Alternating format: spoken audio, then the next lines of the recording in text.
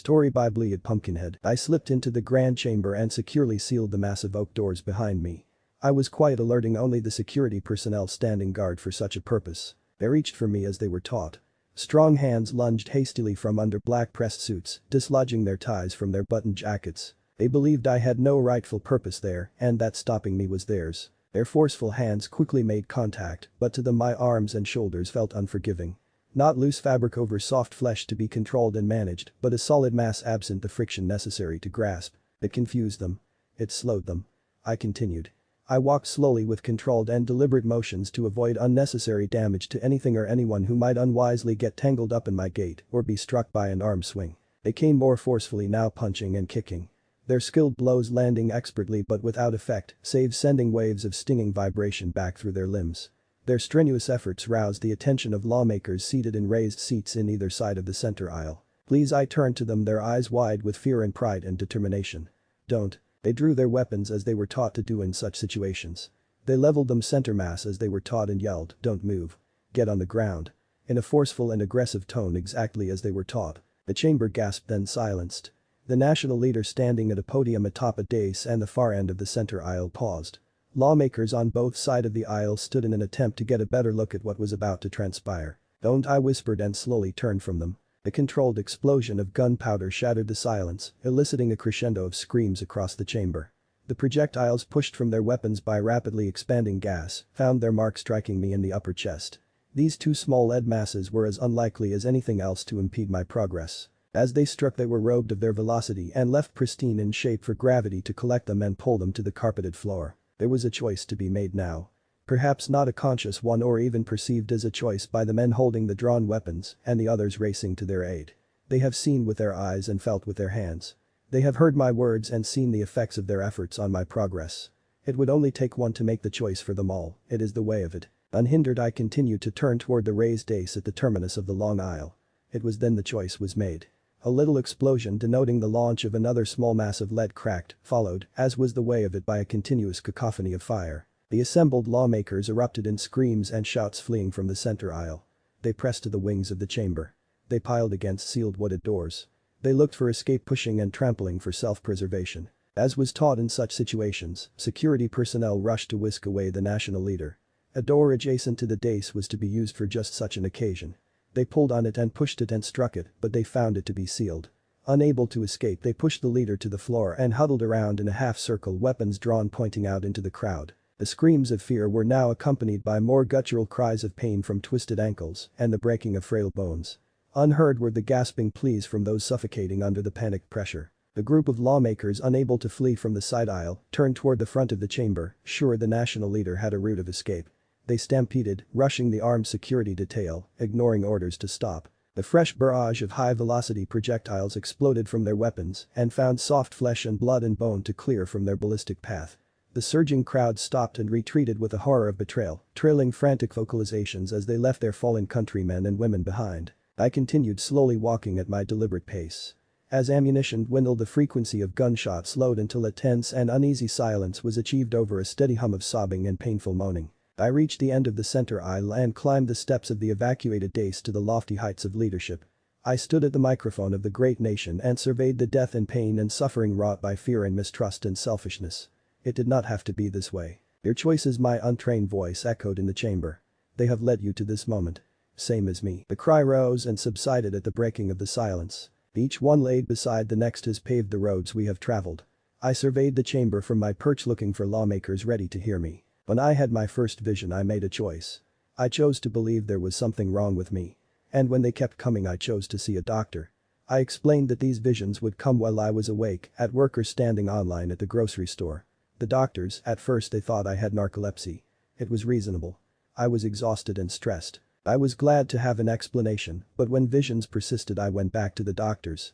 I was told it was schizophrenia. They treated me as they were taught. The drugs were awful, but the visions, they kept coming. They were visceral. It was as if reality had cracked open and the unreal flowed through the fissure. Only no one else saw or heard. No one else was told what was coming. No one else was asked to carry this message to the world. I refused to believe. I paused, reflecting in my shame.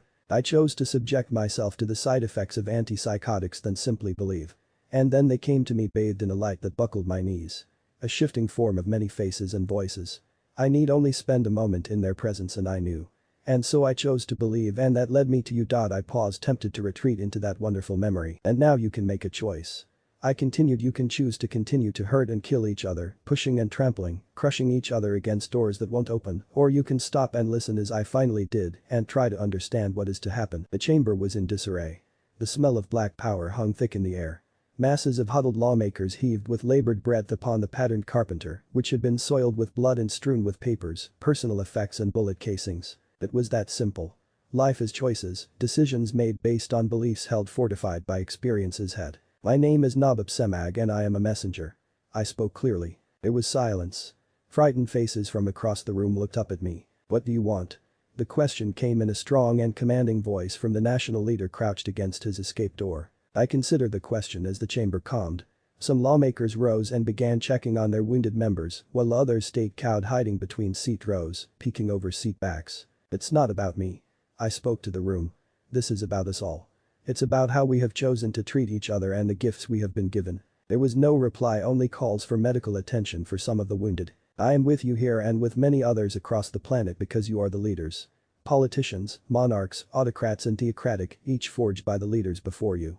Your ideology has been passed down, evolving with each generation for millennia, yet no matter how long the arc of history, its inflection toward enlightenment has remained shallow. I am here as a messenger. You are here because you are responsible. You are here to bear witness to these events, to give context and understanding to those who will remain. A messenger from who? A voice exclaimed from the gallery. You are a madman. Shouted another. I am anything but I am not mad. I have been redeemed for reasons I will never understand to deliver this message, and if you turn inward with honesty, you already know the answers to your questions. Several members gasped in unison, covering their mouths and holding their faces in their hands as they fell to their knees. But I will explain for those of you who refuse. This is our last chance. We have fallen from grace, failing each other over and over for millennia. We have failed in our divine partnership, but somehow we are still redeemable. Frightened screams erupted as a gunshot rang out from the security detail surrounding the national leader, a final attempt to prevent the preordained. Its deadly bit of hot metal struck me in the side of my face, yet fell gently to the carpet much as the others. You may try from this side as well if you like, but the result will be the same, I replied to the violence, gesturing to the opposite side of the dais. Just stop. Put your guns down. Voices catapulted commands across the chamber. There is a fog which had descended into the human consciousness. It obscures and confuses. It allows for exploitation and give advantage to the unscrupulous. We deceive one another, extort, con, kill and dehumanize each other. You turn us against each other for campaign donations and votes to keep your power and wealth. You do that. I said, confronting my audience. We were gifted the wonder of life in abundance on this big blue gem, this oasis floating in a black void, teeming with natural beauty and resources enough for all, and what have we done with it? We plundered it. The riches hoarded by a powerful few as humanity is allowed to suffer without. You enable that and then take your cut of the bounty, while constituents suffer from illness and hunger. There are so many who choose to let hate into their heart. They are abusers and racists and tormentors, and they as you as I will be judged by the weight of our hearts. It's time.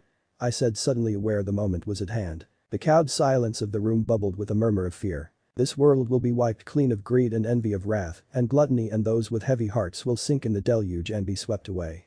I said, raising my fist above empty head. I brought it down to the podium with force. The boom filled the room and overwhelmed the senses with sound which was not there and light which was not there, until the realization set in across the chamber that an overwhelming majority of the lawmakers were no longer there. The great leader was gone, as were several of the security personnel. Those who remained were left confused with empty hands, searching for their weapons which were no longer there. Gasping confusion popped across the chamber. This has been done by divine will. This is our reality here and across the world. Those of you who remain have been judged worthy to be made anew in your minds. You will have the fog lifted and see the truth of humanity. There will be much need now. It will be incumbent upon you to hear your callings, to serve the divine by serving each other, caring for each other, sharing with each other. We must preach the value of life no matter where, no matter who. We are now all equal in opportunity, in resources, in power. This is our divine state. The farther we stray, the farther we fall, and we will not have another chance. The doors across the chamber sprung open. Sunlight streamed into the sparsely populated space. I raised my hand high over my head and brought it down hard on the podium.